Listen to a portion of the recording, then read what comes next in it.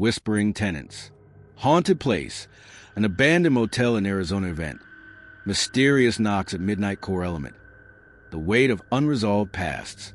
When I first saw the faded, weather-worn sign for the Desert Breeze Motel, I was struck by how utterly forgotten it seemed. Its letters, once bright and bold, were now chipped and bleached by the relentless Arizona sun. A perfect stop for my travel blog. I specialize in forgotten places, where the past clung to every crack and shadow. It was late in the evening, and I'd been driving for hours. The motel seemed both ominous and convenient. As I parked and stepped out, I couldn't shake the feeling of being watched. The manager, a wiry old man with sunken eyes, handed me the key to room 17 without much conversation. He seemed almost reluctant, hesitating before muttering, "Don't go poking around too much." I chalked it up to small-town oddity and waved him off with a polite smile. My followers would love this. A forgotten motel, rich with stories I could spin into compelling content. Inside, the room was as expected. Dated floral wallpaper peeling at the edges, a buzzing overhead light, and a faint smell of mildew. Exhaustion weighed on me, so I quickly unpacked my gear, snapped a few photos for Instagram, and settled in for the night. At exactly midnight, the first knock came. 3 soft, deliberate taps on the door. Groggy, I shuffled to the peephole and squinted. Nothing, just the flickering light of the hallway. I opened the door cautiously, peering out into the emptiness.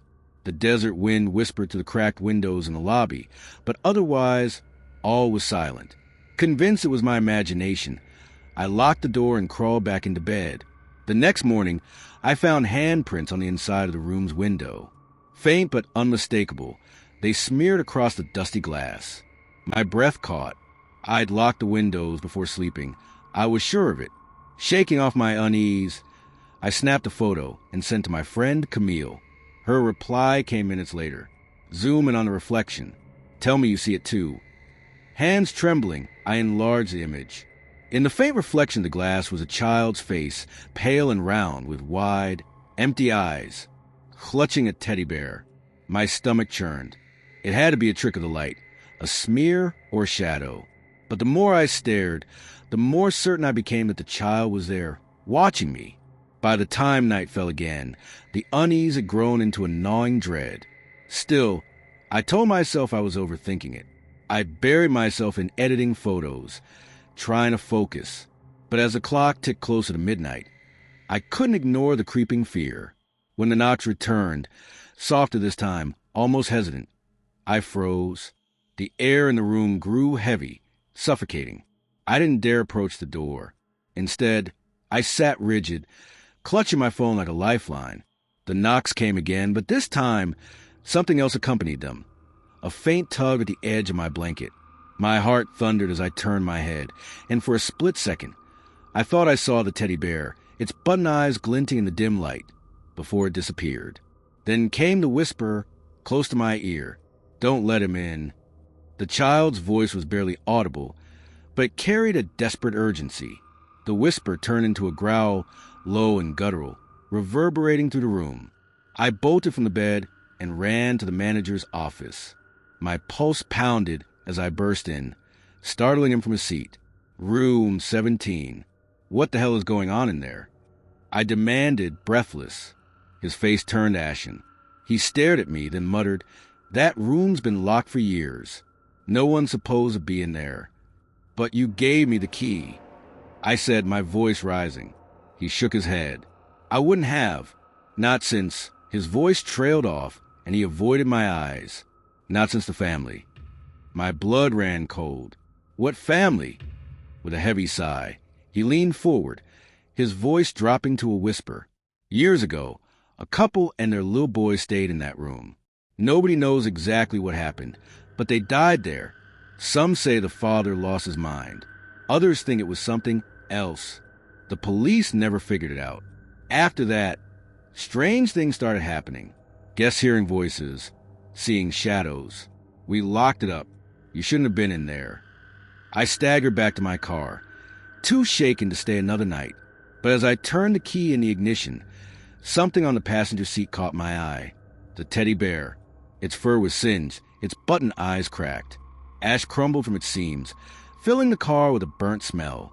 My instinct was to throw it out, but I couldn't bring myself to touch it.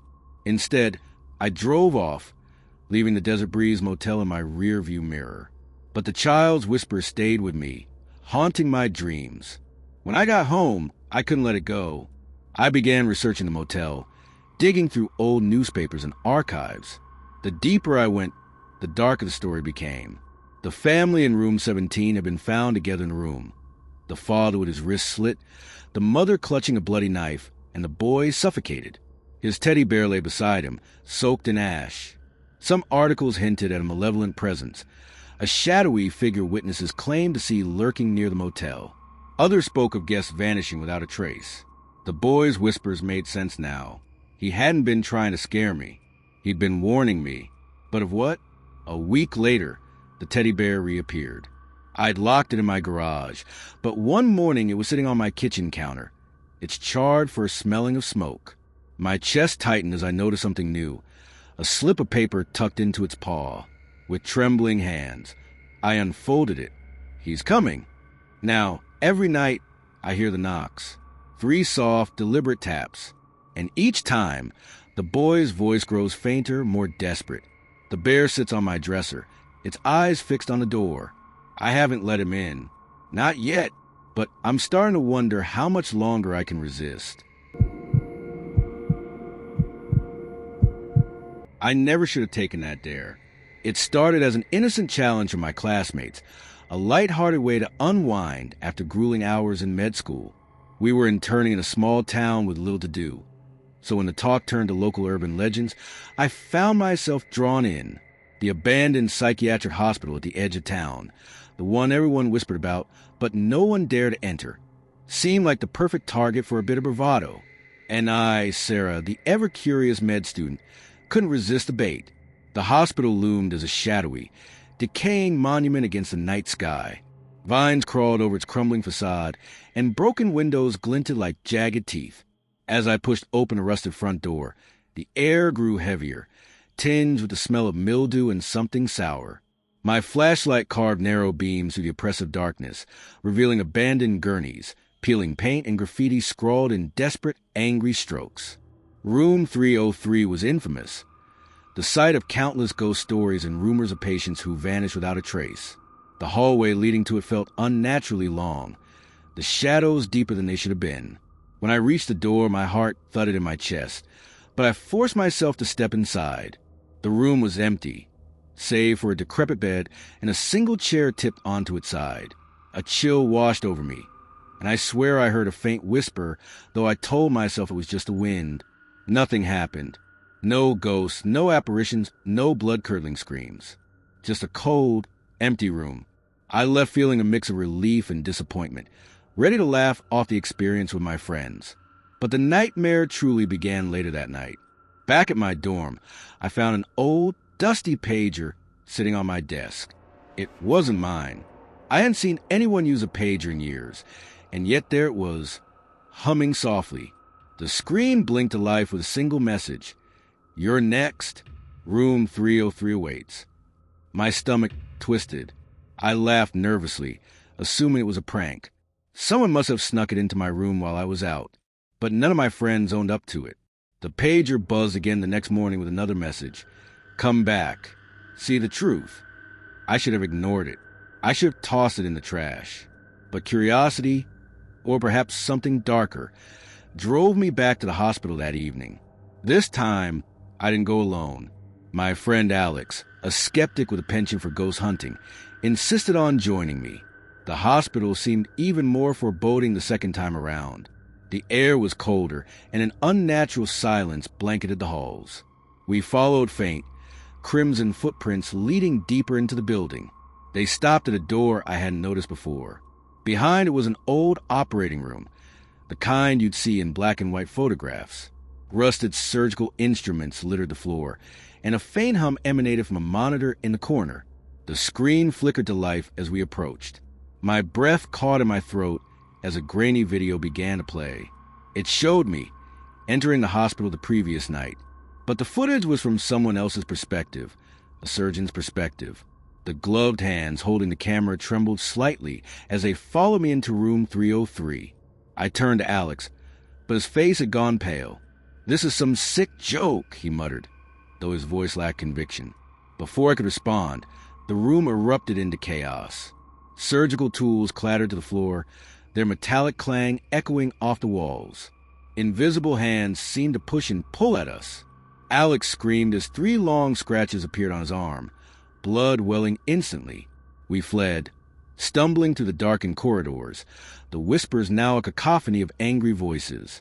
We made it out alive, but just barely. Back in my room, I found the pager waiting for me. It buzzed incessantly, the screen flashing the same message over and over. Room 303 claims its residents. The next day, Alex stopped responding to my calls and texts. I went to his dorm, but he was gone. His roommate claimed he'd packed up and left in the middle of the night, though no one knew where he'd gone. The pager buzzed again that evening. This time, the message was different. 1 down, you're next. Sleep became impossible. Every time I closed my eyes, I saw the operating room, the scalpel glinting in the surgeon's hand, the monitor replaying my every move. The pager wouldn't stop buzzing. Even when I smashed it to pieces, I'd find a hole again the next morning, waiting on my desk like a taunting specter. I tried to tell people what was happening, but no one believed me. My friends grew distant, their polite reassurances laced with doubt. I started hearing voices, even when the pager was silent. Shadows danced at the edges of my vision, always just out of reach. The hospital's influence had followed me, invading every corner of my life. When the whispering became screams and the shadows grew faces, I knew I couldn't escape. The hospital wanted me, and it wouldn't stop until I returned. I walked back to room 303 one final time, the pager clutched tightly in my hand. The air felt alive, charged with malice. The door swung open on its own, and the darkness inside swallowed me whole. I don't remember what happened after that. They tell me I was found wandering the streets, babbling incoherently. They say I'm safe now, here in this brightly lit ward with its soft walls and soothing voices. But I know better. The hospital still has me. It's in the corner of my mind, waiting. The pager is here, too. I see it in my dreams, buzzing endlessly with messages I can't escape. And every time I close my eyes, I hear the final words etched into my memory. Room 303 claims its residents. I'm not the last patient. I know that now. The hospital will choose again, and when it does, I'll be there, waiting with the others, because once room 303 claims you,